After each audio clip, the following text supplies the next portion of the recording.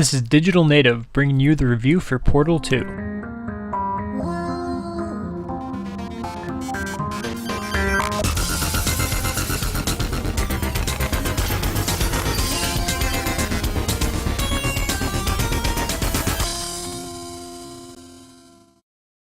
Portal 2 is a physics-based puzzle game developed by Valve that greatly improves upon the classic game Portal. The first game ends after defeating GLaDOS and being pulled back into the Aperture Science facility, and Portal 2 begins with you waking up back in the facility.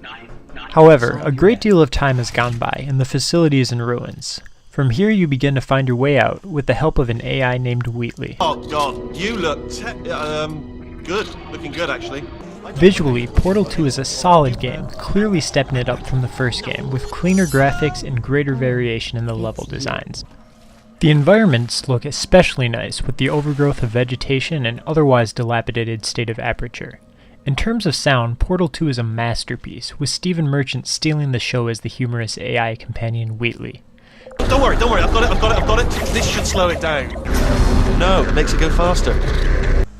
In terms of gameplay, Portal 2 brings back all the elements of the first game and adds to it, with laser deflecting cubes, light walkways, and many other elements. All these new elements fit seamlessly into the game and help to add a layer of complexity. In the single-player aspect of the game, many of the puzzles are unfortunately easy for those familiar with the game's mechanics, but toward the end, you do begin to see some harder test chambers where elements like the property-enhanced gels are included. The only other complaint about the game would be the number of load screens present, but this is only a minor issue and does not detract from the game. The co-op multiplayer was a rather nice addition to the game, presenting more stimulating level design. The multiplayer can be played as split screen on a single system, or can be played online with friends or strangers, although playing with strangers can be frustrating depending on their cognitive ability or communication skills. In fact, communication is key for many multiplayer test chambers, which Valve addressed with a pointer button to direct your partner in science, among other communication tools.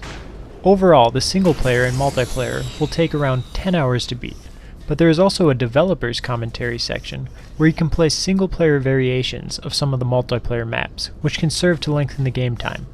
But otherwise, there is not much else to keep the player coming back after that. Overall, Portal 2 earns a stellar 9.4 out of 10. And don't forget to comment, rate, and subscribe.